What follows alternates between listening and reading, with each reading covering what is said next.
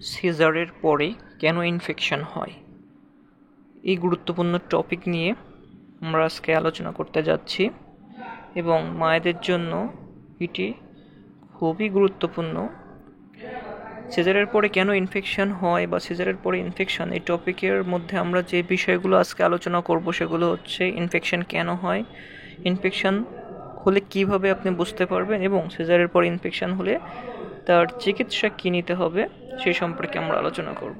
এখন দেখা যাক সিজারের পরে ইনফেকশন কেন হয়। প্রথমে যে কারণটি উল্লেখ করা হচ্ছে সেটি হচ্ছে অপারেশনের পরে অপারেশনের স্থানে অথবা শরীরের অন্য অংশ থেকে ব্যাকটেরিয়ার সংক্রমণ হলে ইনফেকশন হতে পারে। এছাড়াও অপরিষ্কার পরিবেশে যদি অস্ত্রোপচার হয় বা সিজার হয় এবং অপারেশনের পরে ক্ষতস্থানের বা অপারেশনের স্থানের যত্ন না নিলেও ইনফেকশন হতে পারে। যদি মায়ের স্বাস্থ্য আগে থেকেই দুর্বল থাকে তাহলে ইনফেকশনের ঝুঁকি বাড়ে। এছাড়াও মায়ের অতিরিক্ত ওজন এবং অপারেশনের আগে ডায়াবেটিস বা অন্যান্য স্বাস্থ্য সমস্যা থাকলে সংক্রমণের ঝুঁকি বৃদ্ধি পায়। মায়ের অপারেশনের আগের এবং পরের খাদ্যাভ্যাস, যেমন পরিষ্কার পরিচ্ছন্ন পরিবেশে পুষ্টিকর খাদ্য, ফলমূল, ভিটামিন যদি না নিয়ে থাকে তাহলে ইনফেকশনের ঝুঁকি বাড়তে পারে। এখন দেখা যাক সিজারের পরে সাধারণত ইনফেকশন কত দিনের মাথায় হয়। 2 থেকে 3 দিনের পরেই এবং 14 দিনের মধ্যেই সাধারণত ইনফেকশন হয়ে থাকে। তবে 5 দিনের মাথায় অথবা 7 দিনের মাথায় এবং 14 দিনের ভিতরে ইনফেকশন রেট সব থেকে বেশি। সিজারের পরে ইনফেকশন হলে কি কি লক্ষণ দেখা দেয় অথবা আপনি কিভাবে বুঝবেন যে অপারেশনের স্থানে সিজারের স্থানে ইনফেকশন হয়েছে। সবার প্রথমে যেটি লক্ষ্য করা যায় সেটি হচ্ছে সিজারের পরে 2 দিন বা তার বেশি সময় ধরে যদি জ্বর থাকে, বিশেষ করে 100 ডিগ্রির উপরে এবং 103 বা 4 ডিগ্রি পর্যন্ত হতে পারে, তাহলে সেটি ইনফেকশনের লক্ষণ। ক্ষতস্থানে অতিরিক্ত ব্যথা, সিজারের পর কিছুটা ব্যথা হওয়া স্বাভাবিক, তবে যদি কাটা স্থানে বা তার আশেপাশে অতিরিক্ত ব্যথা হয় এবং সময়ের সাথে ব্যথা না কমে তাহলে এটি সংক্রমণের লক্ষণ।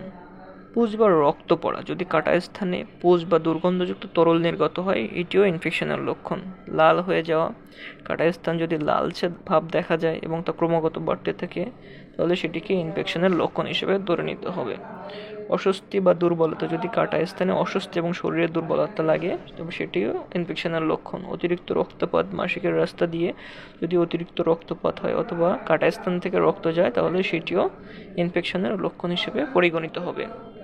হঠাৎ করে সিজারের পরে পেট ফাঁপা, ব্যথা, এটিও ইনফেকশনের লক্ষণ। দুর্গন্ধযুক্ত স্রাব যেতে পারে এবং শ্বাস প্রশ্বাসের গতি বৃদ্ধি পেতে পারে। হঠাৎ করে শ্বাসকষ্ট হতে পারে। কাটা স্থান যদি অস্বাভাবিকভাবে ফুলে যায় তাহলে সেটিকেও ইনফেকশনের লক্ষণ হিসেবে ধরে নিতে হবে। এখন দেখা যাক সিজারের পরে ইনফেকশন হয়েছে আপনি বুঝতে পারছেন, তাহলে চিকিৎসা কী নেবেন। চিকিৎসকরা কয়েকটি পর্যায়ে ভাগ করে থাকেন, যেমন প্রাথমিক চিকিৎসা ও ওষুধ গ্রহণ, কাটা স্থানের সঠিক যত্ন, পর্যাপ্ত বিশ্রাম, সঠিক খাদ্যাভ্যাস। প্রাথমিক চিকিৎসা ও ওষুধ গ্রহণ এর মধ্যে রয়েছে সিজারের পরে ইনফেকশন দেখা দিলে দ্রুত চিকিৎসকের শরণাপন্ন হতে হবে এবং চিকিৎসকের পরামর্শ অনুযায়ী অ্যান্টিবায়োটিক গ্রহণ করতে হবে। কয়দিন এবং কোন কোন ওষুধ নিতে হবে সে সম্পর্কে আমরা একটু পরে আলোচনা করব।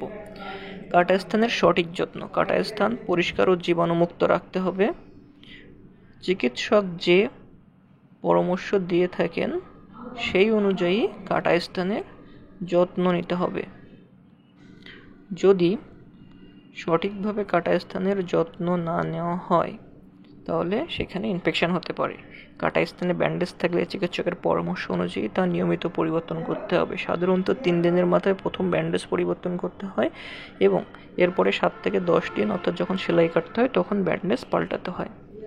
পর্যাপ্ত বিশ্রাম, সিজারের পরে মায়ের শরীর দুর্বল থাকে এবং পুনরায় শক্তি সঞ্চার করতে কিছু সময় লাগে, তাই ভারী কাজ এবং চাপের কাজ বা অতিরিক্ত চলাফেরা থেকে সাধারণত বিরত থাকা উচিত কমপক্ষে 1 মাস এবং স্বামীর সাথে সহবাস করা থেকে বিরত থাকা উচিত 3 মাস। বেশি পরিশ্রম করলে কাটা স্থান পুনরায় খুলে যেতে পারে বা ইনফেকশন হতে পারে। এবার দেখা যাক সঠিক খাদ্যাভ্যাস। সিজারের পর মায়ের শরীর দ্রুত সুস্থ করতে পুষ্টিকর খাদ্যাভ্যাস প্রয়োজন। প্রোটিনযুক্ত খাবার, ডাল, মাছ, মাংস, ভিটামিনযুক্ত ফলমূল, শাকসবজি ইত্যাদি গ্রহণ করতে হবে। এছাড়াও কাটা স্থানে দ্রুত নিরাময় ও শরীরকে পুনরায় শক্তিশালী করতে ফিজিক্যাল থেরাপি বা হালকা ব্যায়াম করতে হবে, তবে সেটি অনেক ভারী নয় এবং চিকিৎসকের পরামর্শ অনুযায়ী। স্বাস্থ্যবিধি মেনে চলতে হবে। সিজারের পর কাটা স্থানে স্পর্শ করার আগে এবং পরে ভালোভাবে হাত ধুতে হবে। এছাড়াও কাটা স্থানে কোনো অপরিষ্কার বস্ত্র বা জিনিসপত্র লাগানো যাবে না। কাটা স্থানের সঠিক যত্ন, এটি অত্যন্ত গুরুত্বপূর্ণ। কাটা স্থানের সঠিক যত্ন নেওয়া উচিত এবং পরিষ্কার পরিচ্ছন্ন রাখা উচিত। চিকিৎসকরা সাধারণত ড্রেসিং করার জন্য পভিডেন আয়োডিন বা পভিসেব বা ভায়োডিন ব্যবহার করতে পারেন এবং সেটি সঠিক নিয়মে কাটা স্থান পরিষ্কার করতে হবে এবং ব্যান্ডেজ পাল্টাতে হবে, ব্যান্ডেজ আবার দিয়ে দিতে হবে।